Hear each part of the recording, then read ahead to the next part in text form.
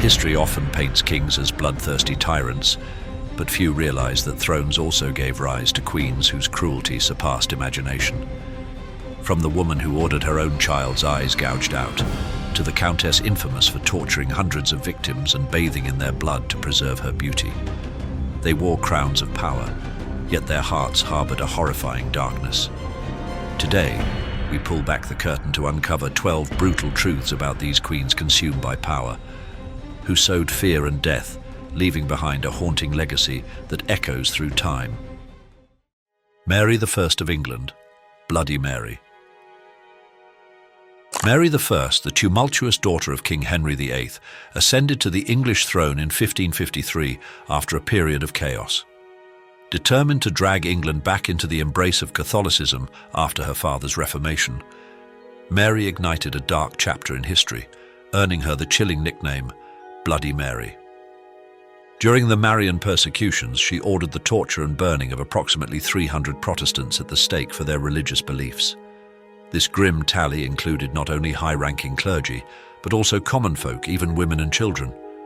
Dozens more perished, rotting away in her suffocating prisons.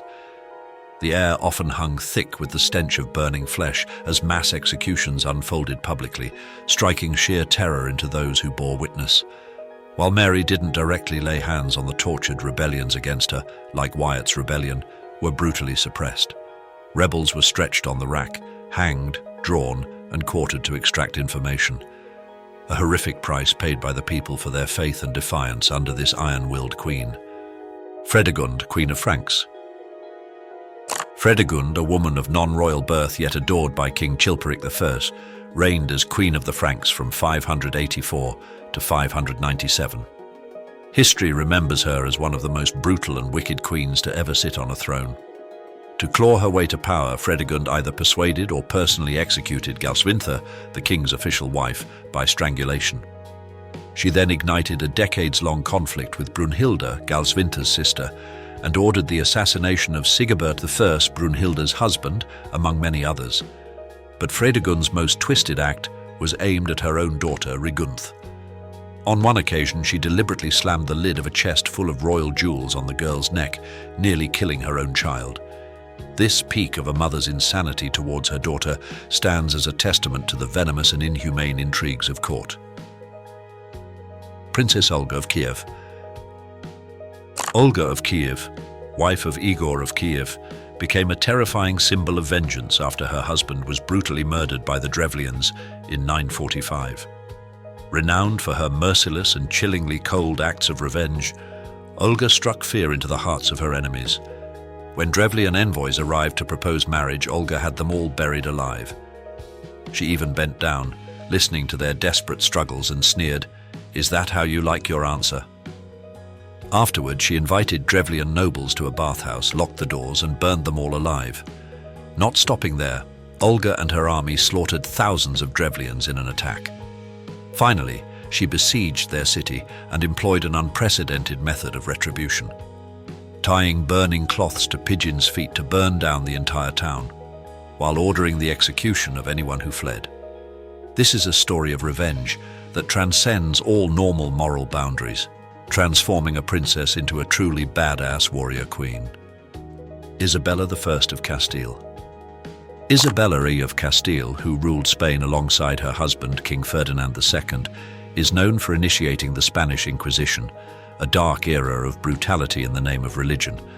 She was a pivotal figure in issuing decrees for the mass expulsion of Jews and Muslims from Spain, coupled with the brutal torture of countless individuals suspected of threatening her position.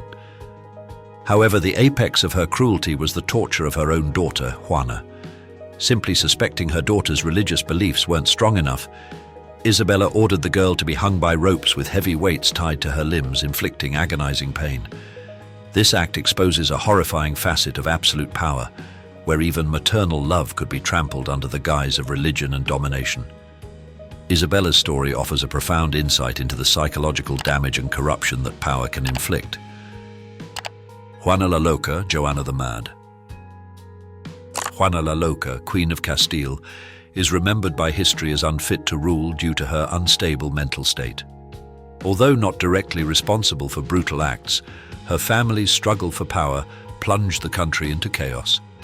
Consequently, severe famine and plague led to the death of half of Castile's population under her reign. Juana was so obsessed that she constantly demanded to open her deceased husband's coffin, caress his cold body, and kiss his feet. She even insisted on traveling with his coffin, placing it under her bed. Juana's life was a tragedy of extreme madness and an obsession with death, offering a profound insight into irreparable psychological wounds. This story serves as a chilling reminder that even without direct violence, the breakdown of a ruler can drag an entire kingdom into catastrophe. Ranavalona I, Queen of Madagascar. Ranavalona I ruled Madagascar from 1828 to 1861. Renowned as an extreme isolationist, fiercely resisting all European influence. Under her rule, the military faced mass deaths due to disease, forced labor, and starvation. Madagascar's population was halved under her harsh reign. Ranavalona implemented the ordeal trial, a brutal form of torture to determine guilt, resulting in countless deaths. It was rumored that she starved her own mother to death. While some scholars suggest her actions might have been exaggerated by European explorers, the ruthlessness of a conservative monarch striving to protect her territory from foreign powers cannot be denied. The horrific tales of a nation's decline under Ranavalona I stand as a testament to the cost of isolation and despotism. Maria I of Portugal, Maria the Mad. Maria I, the first Queen of Portugal, was known as Maria the Pious in Portugal, but earned the nickname Maria the Mad in Brazil. Following her husband's death, she compelled her subjects to mourn excessively, banning normal festivities and making people's lives miserable.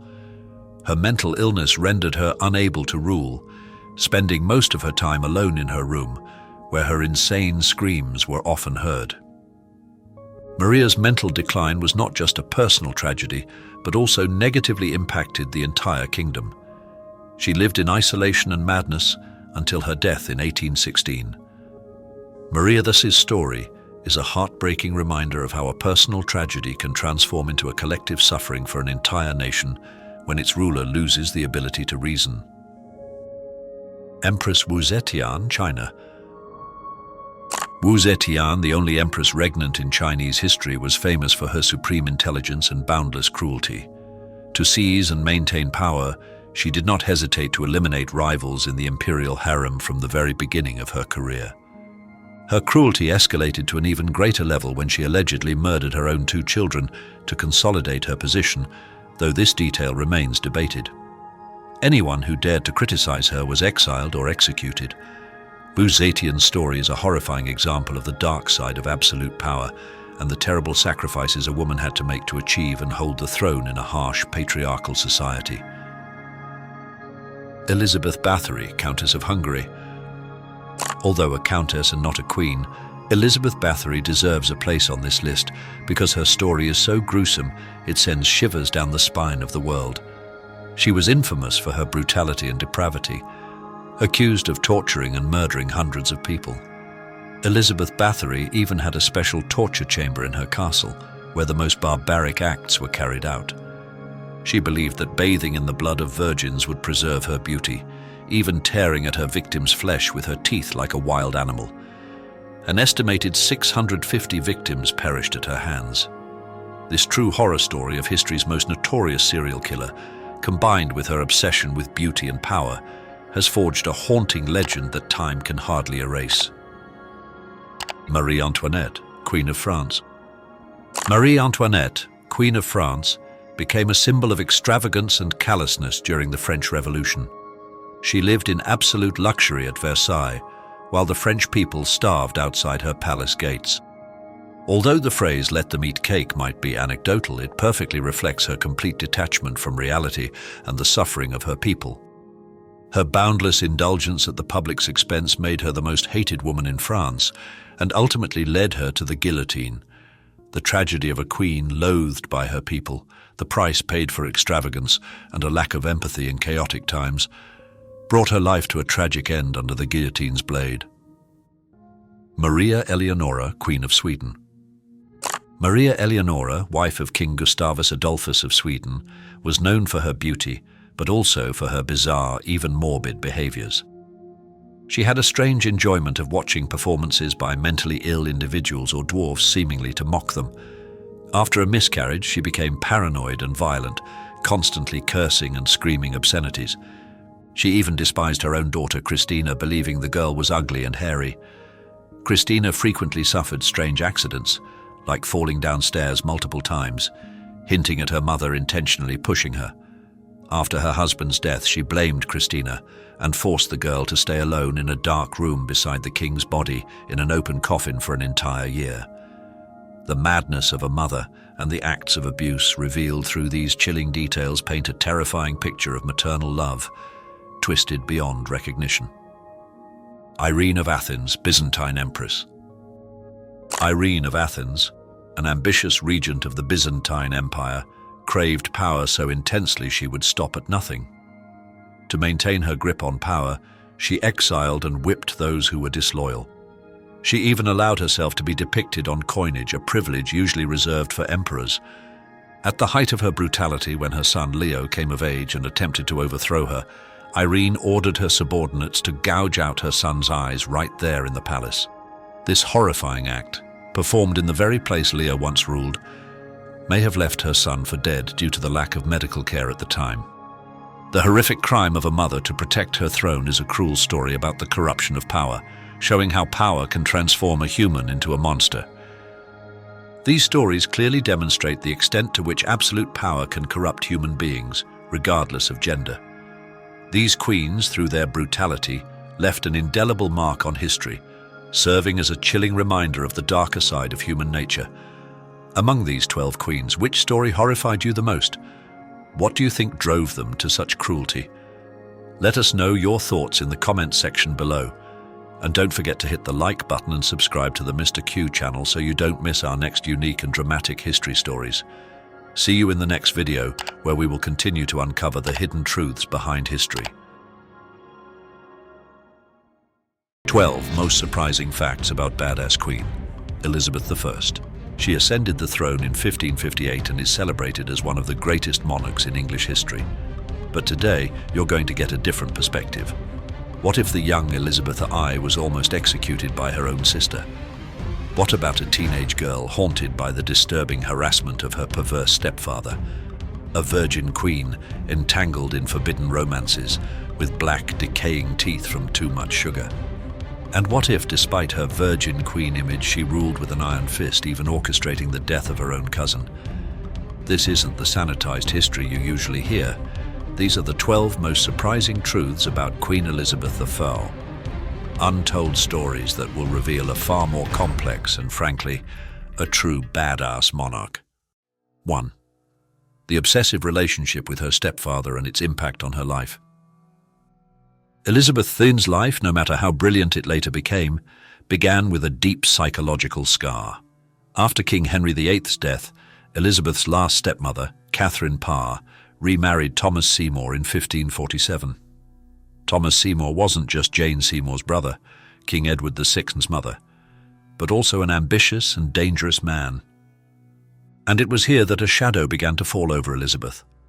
Her new stepfather, Thomas Seymour, engaged in disturbing, frightening behaviors with the young Elizabeth, who was then only 14 years old. He would frequently tickle her and even casually walk into her room while she was undressed. Can you imagine the humiliation and fear a teenage girl, going through puberty, must have felt facing such intrusive acts? Catherine Parr, a wise and strong woman, eventually found out.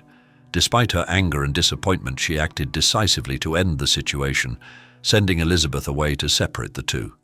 However, scandalous rumors still spread throughout the court, with some even morbidly claiming Elizabeth had become pregnant with Seymour's child. While this wasn't true, the pressure and humiliation from these rumors certainly left a deep mark on the young princess's mind.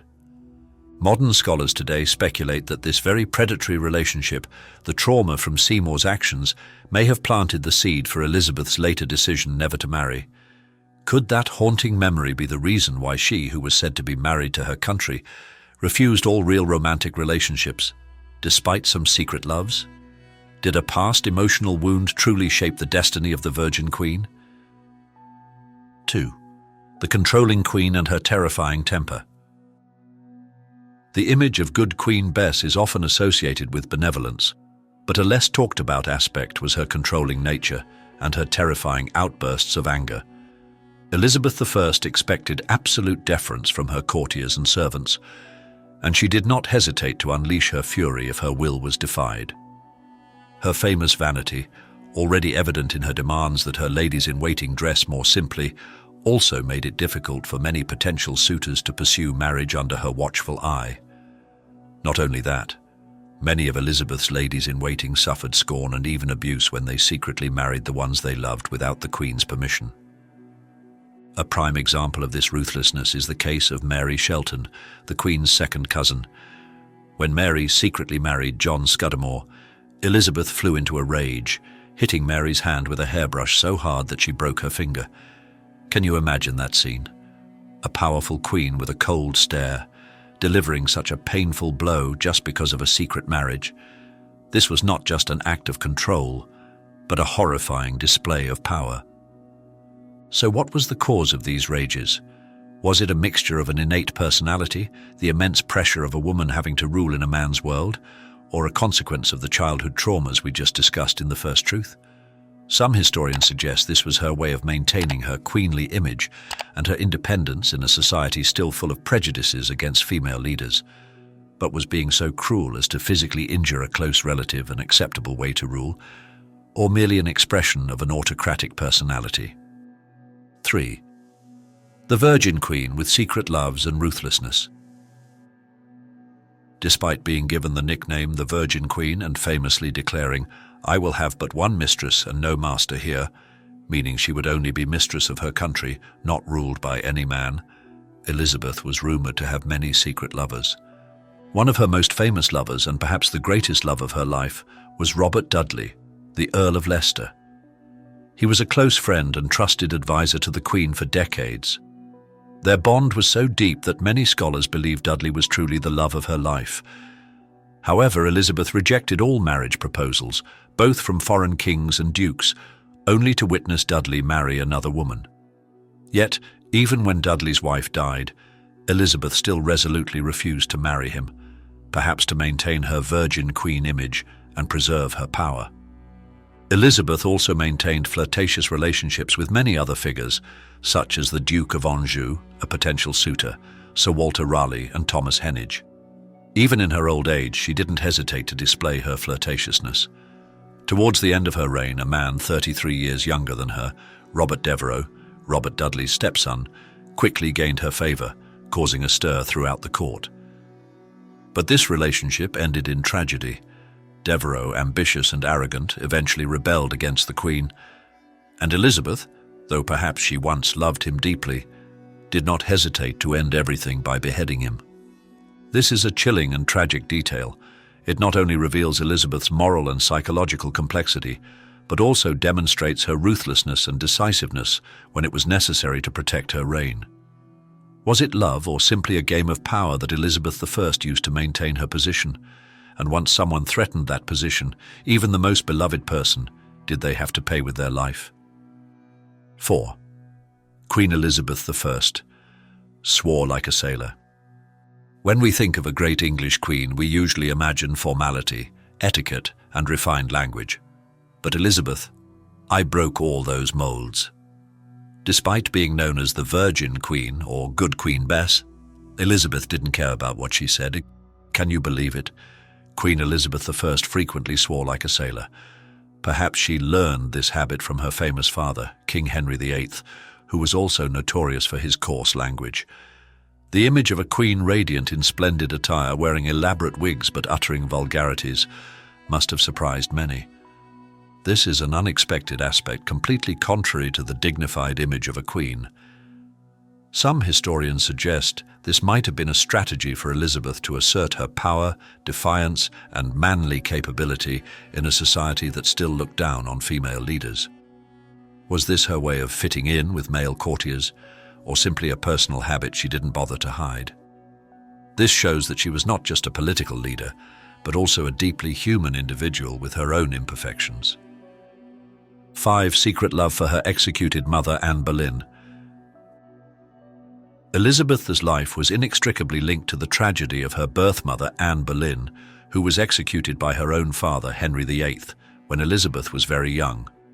For many, openly loving a mother who was considered a traitor and a witch like Anne Boleyn was impossible.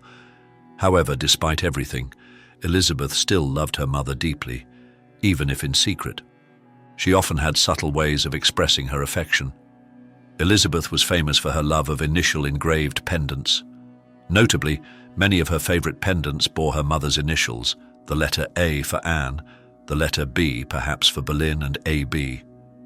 There are famous portraits showing her wearing an A-shaped pendant around her neck. Later, as queen, she always wore a locket with her mother's image inside, an act of remembrance and deep affection that no one could deny.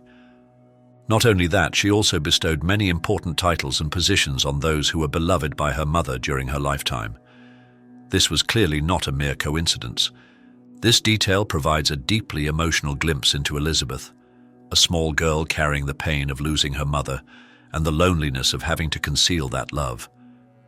It explores a hidden side of her family history, showing that even an iron-willed queen had her deepest vulnerabilities and affections, a stark contrast to the tough image she often projected. 6. Black decaying teeth due to sweet tooth.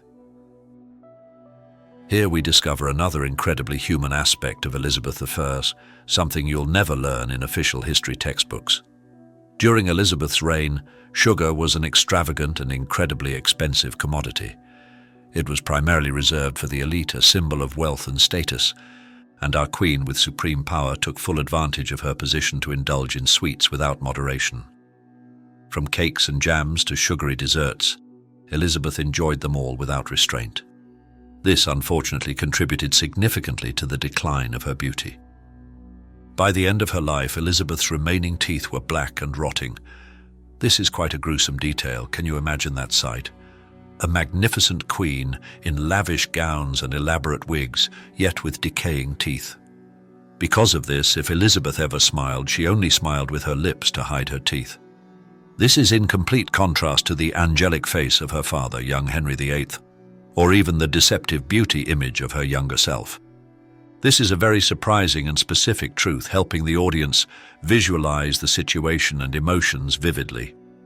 It's also a humorous yet profound reminder that no matter how powerful a monarch, humans still face the laws of nature, and sometimes small pleasures can lead to big consequences. 7. Almost executed by her own sister, Elizabeth I's life was not always a bed of roses. From her earliest years, she faced deadly dangers. When Elizabeth's half-brother, King Edward VI, died suddenly in 1553 at the age of 15, the English throne became vacant and a succession crisis erupted. Edward had tried to remove both his sisters from the line of succession, but ultimately, Lady Jane Grey, the 9-day queen, was overthrown. When Mary I, Elizabeth's half-sister and a zealous Catholic, ascended the throne, rebellions began to break out across England, primarily from Protestant supporters. Mary suppressed them brutally, earning her the nickname Bloody Mary. And amidst that wave of repression, Mary imprisoned her own sister Elizabeth for 2 months in the Tower of London. Can you imagine Elizabeth's anxiety and fear, being held in a tower famous for executing traitors? Elizabeth only escaped execution by assuring Mary that she had no involvement in the rebellions. Nevertheless, she remained under house arrest for nearly a year. This point highlights the early tension and danger in Elizabeth's life. It also reveals a fierce power struggle within the Tudor family, where even blood ties could be disregarded in favor of the throne.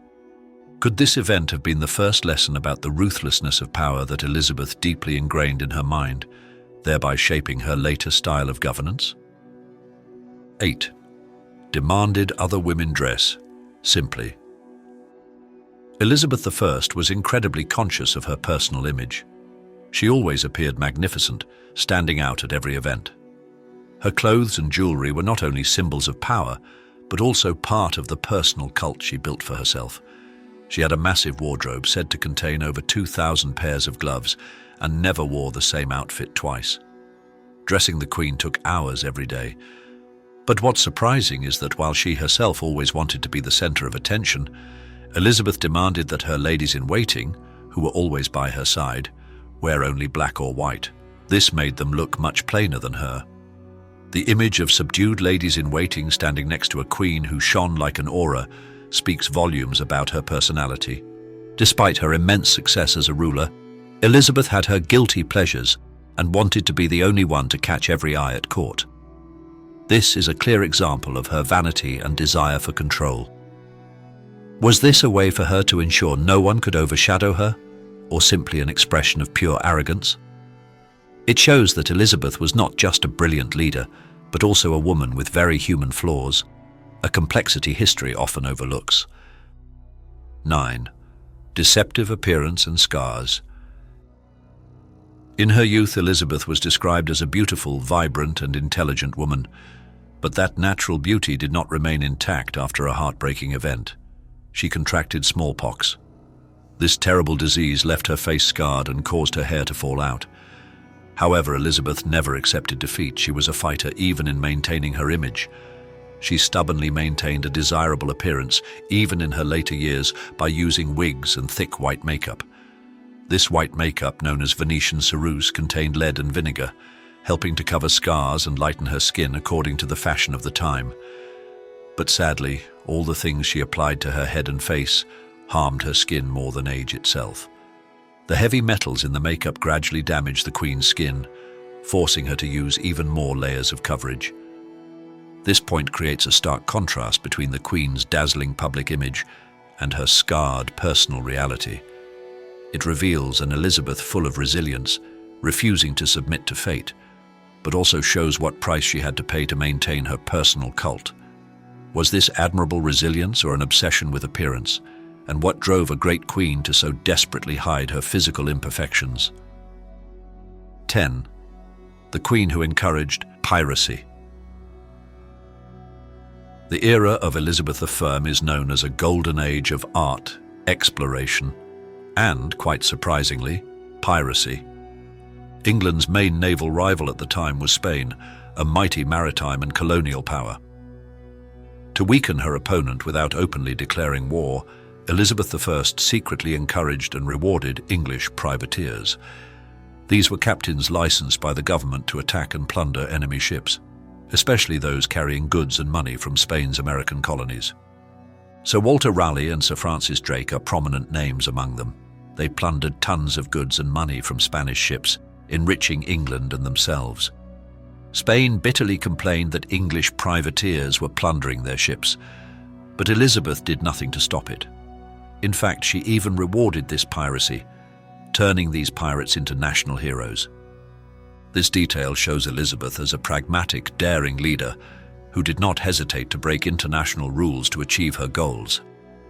She was willing to use any means, even actions considered piracy, to protect England's interests and increase its power. Was this a shrewd diplomatic strategy, or simply condoning crime for national gain?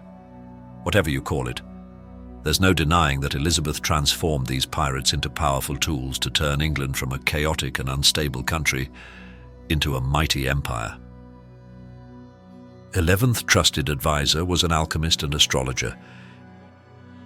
In an age of science and reason, it might surprise many that a leader would believe in divination and mysticism, but Elizabeth I, a queen believed to be extremely wise and highly educated, had one of her most trusted advisors in an alchemist and astrologer named John Dee. Dr. Dee, or John Dee, was one of the most respected scientists in the Elizabethan world. He was not only a mathematician and scientist, but also an alchemist, and especially an astrologer. Elizabeth frequently sought his advice on many matters, from important political decisions to personal issues.